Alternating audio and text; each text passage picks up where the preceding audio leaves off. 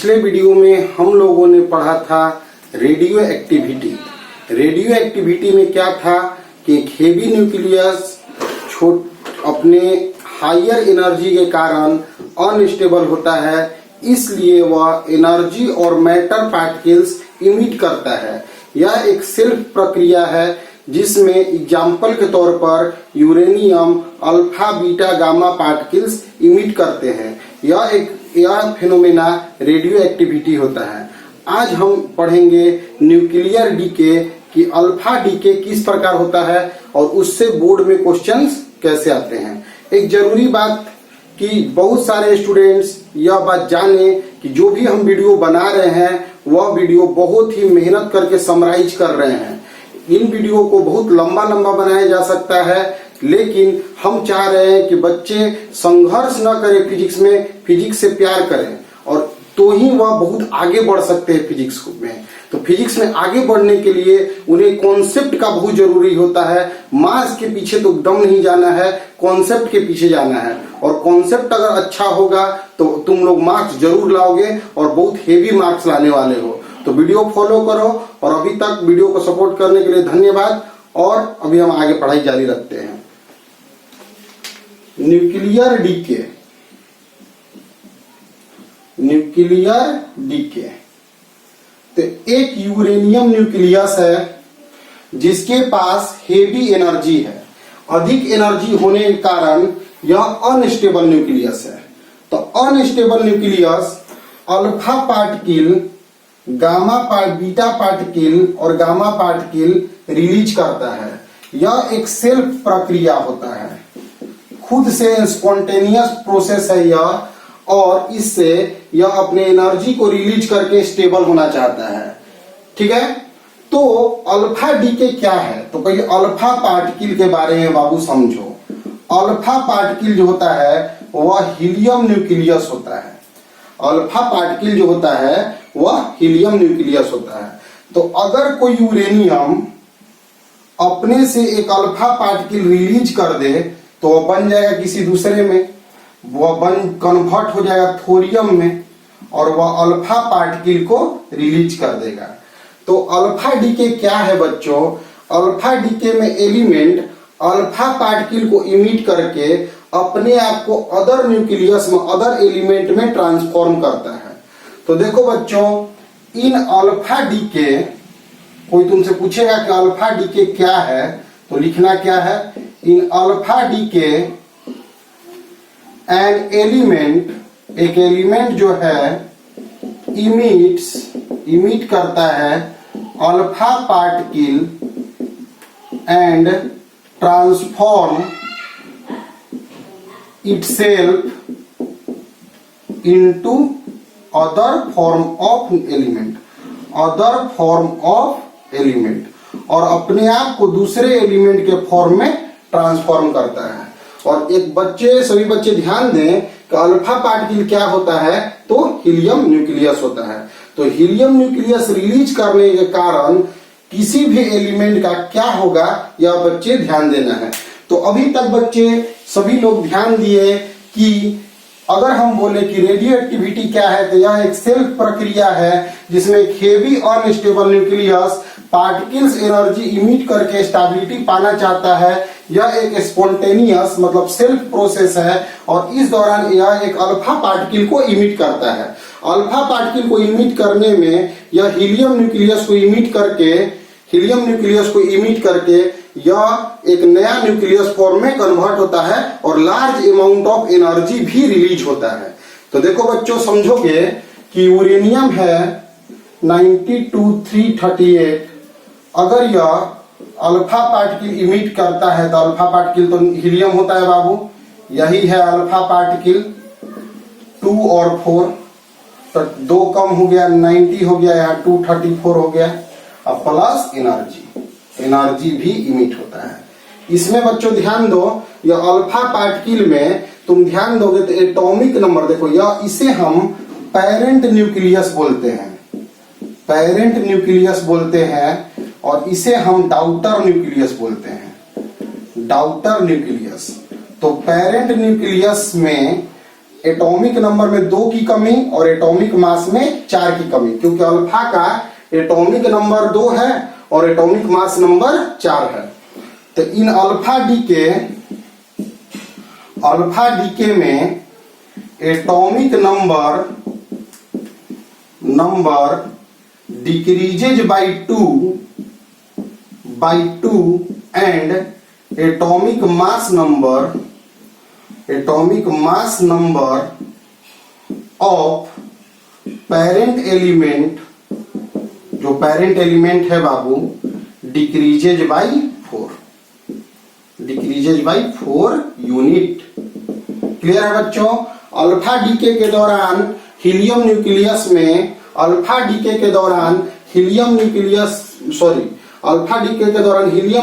Emit होता है, जिससे जो पेरेंट न्यूक्लियस है अदर फॉर्म ऑफ न्यूक्लियस में कन्वर्ट होता है, जिससे एनर्जी रिलीज होता है।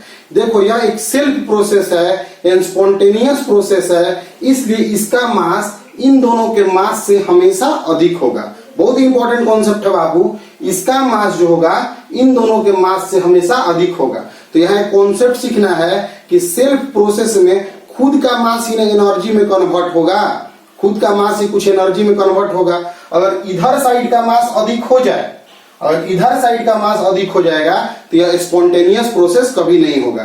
तो कभी एग्जामिनेशन में, बड़े एग्जामिनेशनों में यह पूछ दे कि सेल्फ प्रोसेस कौन सा है, तो जिसमें पेरेंट न्यूक्लियस का मास अधिक होगा डाउटर वाले के कंपेयर में, इधर साइड के कंपेयर में। तो देखो बच्चों, अभी तक तुम्हें बताया गया कि रेडियो एक्टिविटी एक फेनोमेना है, एक सेल्फ प्रक्रिया है, जिसमें अनस्टेबल हेवी न्यूक्लियस अपना एनर्जी रिलीज करता है मैटर के फॉर्म में, पार्टिकल्स के फॉर्म में, जिसमें एक डीके, हम आज न्यूक्लियर डीके में पढ़ रहे हैं, अल्फा डीके। और अल्फा डीके में पार्टिकल हीलियम न्यूक्लियस को इमिट करके, जिसे हम अल्फा पार्टिकल कहते हैं, वह इमिट करके एक नया फॉर्म ऑफ एलिमेंट में वह बदल जाता है। तो देखो बच्चों, ध्यान दो कि अभी हम तुम लोग को बताएं कि यूरेनियम था 92 था, 338 था। यह अल्फा डीके होने के कारण यह thorium 334 plus helium 24 plus energy में कन्वर्ट हो जाता है। ठीक है, यहाँ पे देखो सेल्फ प्रोसेस के लिए मास जो होगा यूरेनियम 338 92 मास स्पेक्ट्रोमीटर से जो मास मेजर किया जाता है वह हमेशा बड़ा होगा mass of thorium 234 90 plus mass of helium, इससे हमेशा बड़ा होगा। तो इससे जो डिफरेंस ऑफ मास है वही आइंस्टाइन थ्योरी के अनुसार E बराबर mc² में बदल कर यह रिएक्शन को प्रोसेस करवाया है। तो इसमें देखो न्यूक्लियर एनर्जी, जो न्यूक्लियर रिएक्शन के दौरान जो एनर्जी हमारा रिलीज होता है, न्यूक्लियर एनर्जी, उसे हम लोग क्यू वैल्यू भी बोलते हैं। तो क्यू वैल्यू अगर हमसे पूछा तो बोलेंगे बाबू, देखो सबसे पहले बात समझो बाबू, एनर्जी मास के कारण हम लोग को मिलता है न्यूक्लियर रिएक्शन में। मास ही एनर्जी में कन्वर्ट होता है और वही हमें न्यूक्लियर एनर्जी में प्राप्त होता है। तो यहाँ क्यू वैल्यू हमें कहां से मिलेगा? तो इसका मास अधिक है इन दोनों के मास के सम के, तो जो मास डिफरेंस है, एग्जाम्पल बोल रहे हैं, जैसे इसका मास है 10, इसका मास है 8, इसका मास है 1.5, तो 9.5 हो गया, इधर 9.5। तो जो आधा है वही mc² में कन्वर्ट होकर एनर्जी क्रिएट कर रहा होगा। तो यहां जो क्यू वैल्यू है बाबू, वह mass of minus mass of thorium minus mass of helium, जो कि अल्फा पार्टिकल है, इनटू c²। और सभी बच्चे जानते हैं कि c² को यह जो एनर्जी मिलता है जूल में मिलता है। इसी को हम लोग अगर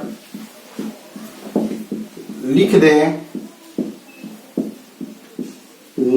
931.5 मेगा इलेक्ट्रॉन वोल्ट में यह कन्वर्ट हो गया। तो अल्फा पार्टिकल डीके के दौरान जो क्यू वैल्यू है वह इस प्रकार हम लोग को प्राप्त होता है। देखो सेल्फ प्रोसेस के लिए, सेल्फ मतलब स्पॉन्टेनियस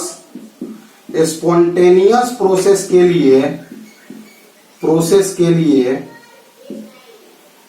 स्पॉन्टेनियस प्रोसेस के लिए क्यू जो होता है हमेशा पॉजिटिव होता है, रिलीज होता है energy, release energy.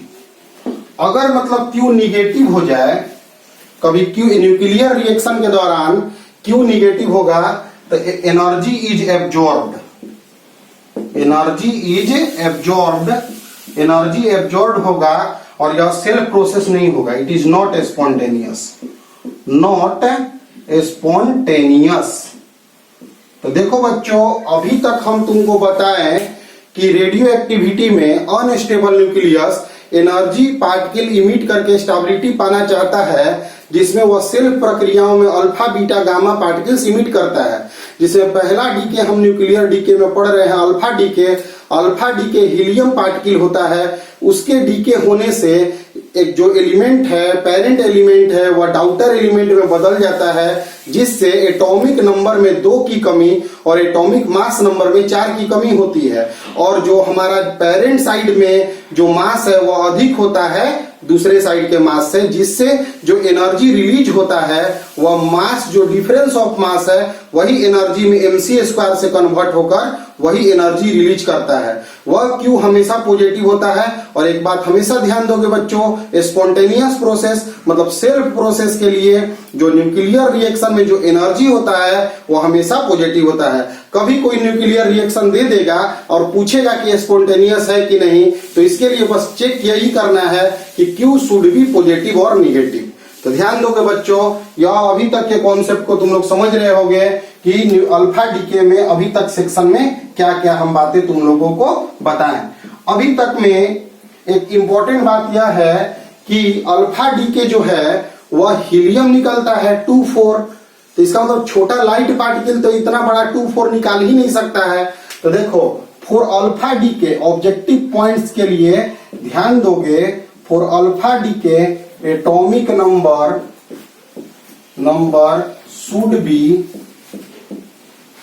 should be greater than 83। या ऑब्जेक्टिव के लिए याद रखना बाबू का अल्फा डीके होने के लिए जेड जो होना चाहिए वह 83 से बड़ा होना चाहिए। अभी हम तुम लोग को बताने जा रहे हैं कि जो एनर्जी रिलीज होता है वह एनर्जी किस फॉर्म में रिलीज होता है। मतलब अगर हम बात समझो बाबू कि अगर बंदूक से गोली निकलता है, अगर बंदूक से एक गोली निकलता है तो बंदूक भी पीछे आता है। तो अगर हम बात करें कि यूरेनियम एक रेस्ट में पार्टिकल है, उसमें से एक अल्फा पार्टिकल निकल गया तो कुछ ना कुछ वेलोसिटी से निकला होगा। यहाँ इंपॉर्टेंट पॉइंट है कि जो अल्फा पार्टिकल का वेलोसिटी होता है वह एलिमेंट पर निर्भर करता है कि किस एलिमेंट से। जैसे ऐसा नहीं है कि स्पीड अल्फा पार्टिकल का कांस्टेंट होगा। बहुत सारे रेडियो एक्टिव एलिमेंट होंगे, बहुत सारे अल्फा पार्टिकल रिलीज करते होंगे, तो सभी केसेज में अल्फा पार्टिकल का जो स्पीड होता है वह अलग अलग होता है। वह डिपेंड करता है किस एलिमेंट से अल्फा पार्टिकल रिलीज हो रहा है। तो अभी बात समझो बाबू कि अल्फा पार्टिकल, यूरेनियम एक एलिमेंट है, उससे एक अल्फा पार्टिकल निकला तो जो बचा हुआ थोरियम है वह पीछे धसकेगा। तुम लोग कंजर्वेशन ऑफ मोमेंटम में जानते हो कि अगर गोली छूटेगा तो बंदूक पीछे आएगा ही आएगा। तो अगर यूरेनियम न्यूक्लियस जो कि रेस्ट में था, यूरेनियम न्यूक्लियस जो इनिशियली रेस्ट में था, बाद में वह कन्वर्ट हो गया थोरियम में अल्फा पार्टिकल के निकलने से। तो अल्फा पार्टिकल अगर भी अल्फा स्पीड से आगे बढ़ता है तो थोरियम को भी वाई इसको मान लेते हैं, इसको एक्स मान लेते हैं, वी वाई स्पीड से इसको पीछे आना ही आना है। तो जो एनर्जी होगा वह इन दोनों के काइनेटिक एनर्जी के सम के बराबर होगा। शुरू में तो बॉडी रेस्ट में है, एलिमेंट रेस्ट में है, और बाद में दोनों मोशन में है। मोशन में मतलब काइनेटिक एनर्जी के फॉर्म में। तो अभी यहाँ पे हम समझ गए कि अल्फा डीके के दौरान जो एनर्जी रिलीज होता है वह काइनेटिक एनर्जी के फॉर्म में होता है। तो अगर हम क्यू वैल्यू के हिसाब से अगर देखें तो सम ऑफ काइनेटिक एनर्जी होगा यहाँ पे। तो देखो बाबू, अगर हम एक्स कोई एलिमेंट लेते हैं तो इसके बेसिस पर अगर हम एक छोटा सा कॉन्सेप्ट सीखना चाहते हैं तो हम लोग देखेंगे कि x जो है, इसको x को हम ZA मान लेते हैं, और यह जो y है वह Z-2 और A-4 होगा, क्योंकि अल्फा डीके के लिए जो Z है उसमें 2 की कमी और A में 4 की कमी होती है, और जो हीलियम है अल्फा पार्टिकल 2-4 तो होता ही होता है। यह बात तो तुम लोग समझ रहे हो। तो अगर हम M मान लिए हैं, मास ऑफ 1 न्यूक्लियन, यह थोड़ा सा मेजरमेंट वाला बात आ गया कि प्रोटॉन और न्यूट्रॉन के मास यहाँ पे हम सेम मान रहे हैं। तो मास ऑफ x, इसको हम x मान रहे हैं बाबू, मास ऑफ x जो हम लेंगे वह m इंटू a लेंगे। बच्चों समझो, एक न्यूक्लियन का मास है m, एक न्यूक्लियन का मास है m, और x एलिमेंट में a न्यूक्लियंस है। एटॉमिक मास नंबर न्यूक्लियन का नंबर ही डिनोट करता है, तो m इंटू a हो जाएगा। मास ऑफ y जो होगा बच्चों वह होगा A-4 इंटू m। एक न्यूक्लियन का मास है m, तो A-4 का A-4 into m। Mass of alpha अगर हम लोग देखें तो 4m, यहाँ पे 4 है तो 4m। अब यहाँ पे सिस्टम को समझो बच्चों कि शुरू में रेस्ट में बॉडी है और बाद में दोनों मोशन में, एक आगे एक पीछे। तो मोमेंटम कंजर्व, मोमेंटम हमेशा कंजर्व होता है, momentum is conserve, momentum conserve होता है। मोमेंटम कंजर्व होने का मतलब शुरू में मोमेंटम क्या है मेरा, 0। इनिशियली यूरेनियम जो रेस्ट में है, एक्स एलिमेंट जो रेस्ट में है, तो मोमेंटम क्या हुआ, 0। मोमेंटम मास इनटू वेलोसिटी को कहते हैं, तो मोमेंटम तो एक्स का 0 हो गया। इसका मोमेंटम देखो, तो इसका मोमेंटम मास इनटू वेलोसिटी, तो अल्फा का मास है 4m इंटू वेलोसिटी, और इसका मास है A-4 into m into velocity. Velocity Vy लिख दे रहे हैं बच्चों, और यहाँ माइनस लिख रहे हैं। माइनस क्यों, क्योंकि अल्फा पार्टिकल आगे बढ़ रहा है और y जो है पीछे जा रहा है। तो अगर इसका मोमेंटम प्लस में लेते हैं तो इसका मोमेंटम माइनस में लेना ही होगा। तो यहाँ पे आ गया 4mv अल्फा A-4m Vy। देखो बच्चों ध्यान दो, m से m कैंसिल हो गया, इसको इधर ले आ दिए तो दोनों माइनस इधर हो गया, तो Vy हो गया मेरा 4v alpha divided by A-4। तो अब हमारा जो Q वैल्यू है, जो न्यूक्लियर रिएक्शन के दौरान जो Q वैल्यू होता है, जो Q वैल्यू होता है वह दोनों के काइनेटिक एनर्जी के सम के बराबर होता है। देखो बच्चों ध्यान दो, अल्फा पार्टिकल का काइनेटिक एनर्जी था हाफ 4m v अल्फा का स्क्वायर, यह है अल्फा पार्टिकल का kinetic energy, plus half A-4m Vy का स्क्वायर, इसका काइनेटिक एनर्जी। अल्फा डीके के दौरान जो पेरेंट एलिमेंट था वह रेस्ट में था, जो पेरेंट एलिमेंट था वह रेस्ट में था, तो रेस्ट एलिमेंट से अल्फा पार्टिकल निकला तो एक निश्चित वेलोसिटी से निकला, तो जो डाउटर न्यूक्लियस बना वह भी एक निश्चित वेलोसिटी से रिबाउंड किया।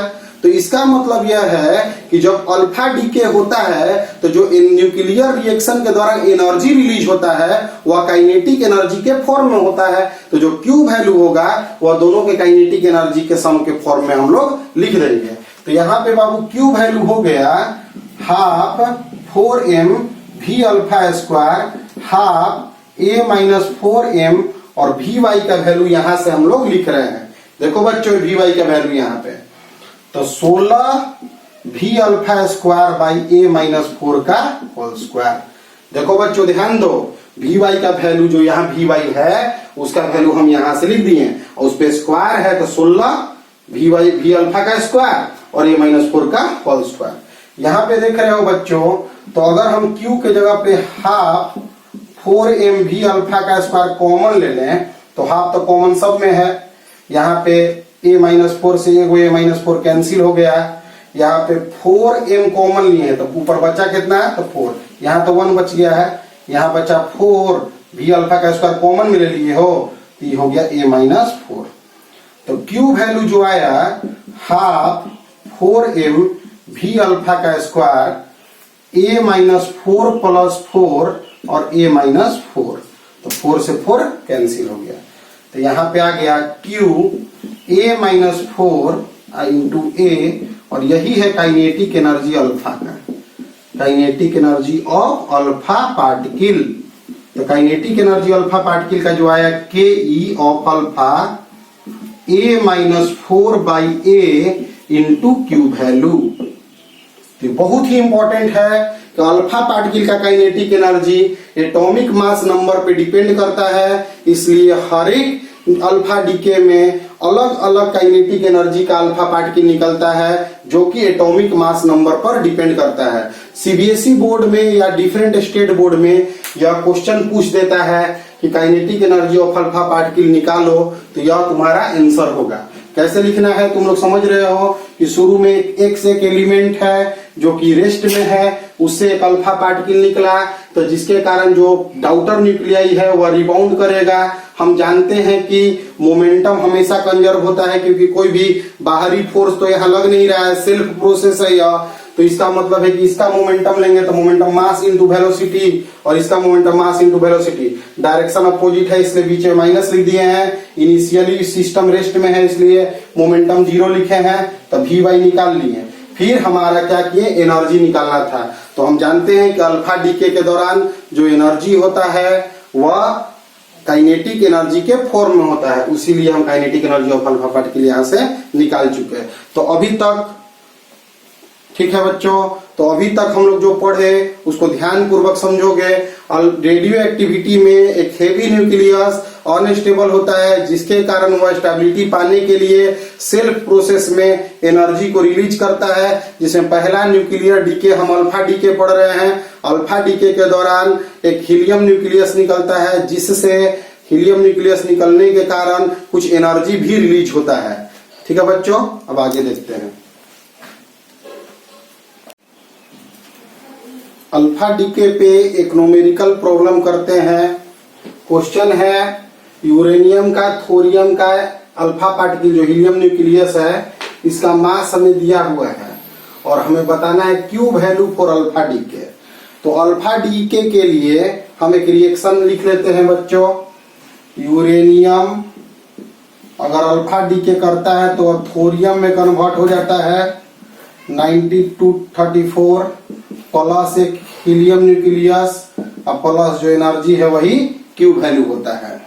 तो क्यू वैल्यू के लिए पीछे हम लोग बताए थे कि मास of uranium minus mass of thorium minus mass of alpha particle into 931.5 mega electron volt. यह डाटा पीछे बताया हुआ है।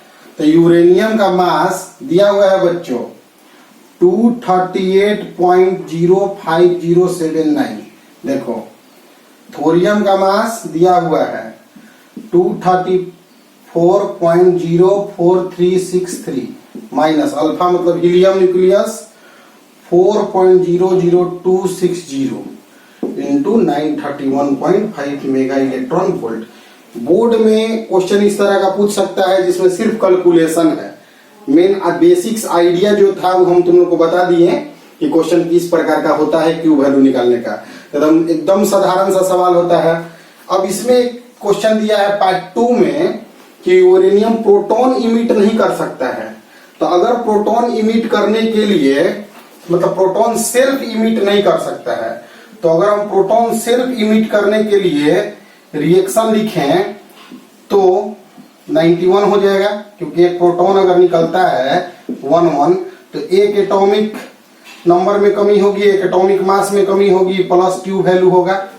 यहाँ पे जो क्यू वैल्यू हम निकालेंगे तो फिर से वही बाबू, mass of uranium minus mass of PA minus mass of proton 11 into 331.5 mega electron volt में। तो यूरेनियम का मास पुट करेंगे, यूरेनियम का मास पुट करेंगे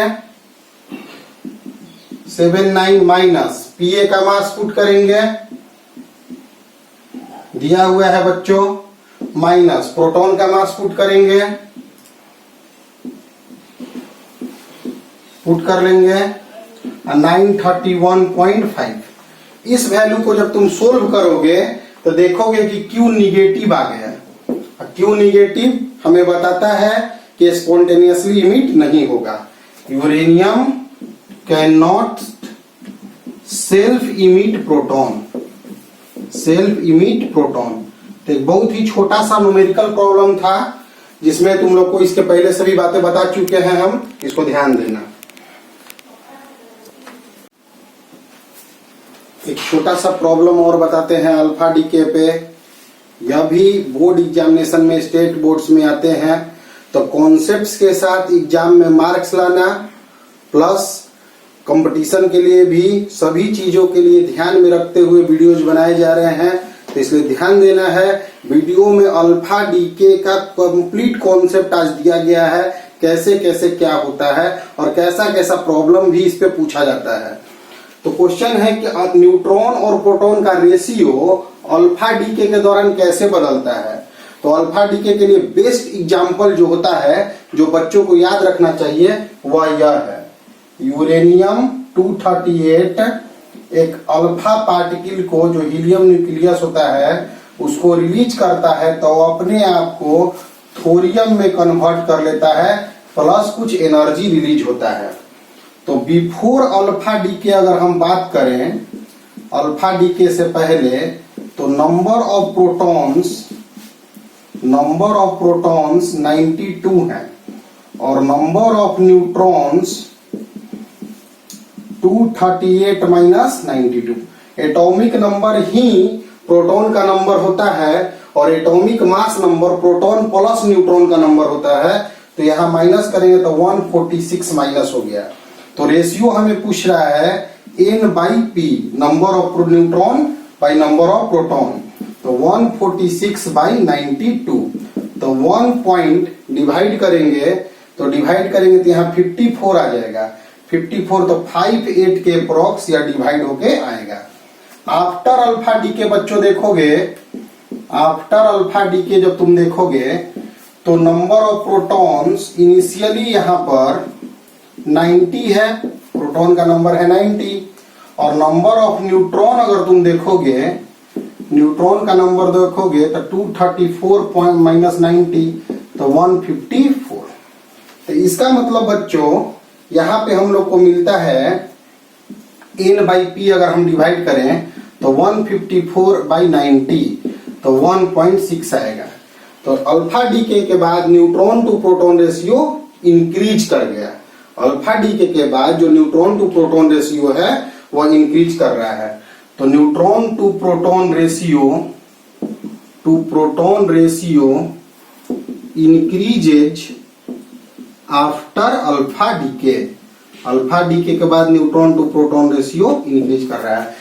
इतना साधारण क्वेश्चन है, लेकिन स्टेट बोर्ड में, सीबीएसई बोर्ड्स में यह पूछे जाते हैं। यह कॉन्सेप्ट बच्चों याद रखना है। एग्जाम में 2 मार्क्स के क्वेश्चन में अगर क्वेश्चन पूछता है तो इस तरह लिखाया जाता है। तो आज हम पढ़े न्यूक्लियर डीके में अल्फा डीके। अल्फा डीके होता कैसे है, अल्फा डीके के दौरान क्यू वैल्यू क्या होता है, अल्फा डीके का काइनेटिक, अल्फा पार्टिकल का काइनेटिक एनर्जी हम कैसे निकालेंगे, कोई भी न्यूक्लियर रिएक्शन स्पॉन्टेनियस प्रोसेस है या नहीं है, सेल्फ प्रोसेस है या नहीं है, अल्फा डीके के दौरान एक न्यूमेरिकल प्रॉब्लम बताएं। तो अभी तक में रेडियो एक्टिविटी को लेते हुए अल्फा डीके होगा तो कैसे कैसे होगा यह आज हम तुम लोग को बताए हैं। नेक्स्ट वीडियो में हम बीटा डीके और गामा डीके के बारे में बताएंगे। और अभी तक के लिए सभी वीडियोज को रिपीट करके फिर देखना है। यूट्यूब पे पढ़ने का एक तरीका समझना है कि वीडियो देखने के बाद कॉपी बनाना है और फिर से वीडियो को देखना है, जिससे तुम सही तरीका से चीजों को समझ सको। ठीक है, अब नेक्स्ट वीडियो में हम लोग आगे आएंगे।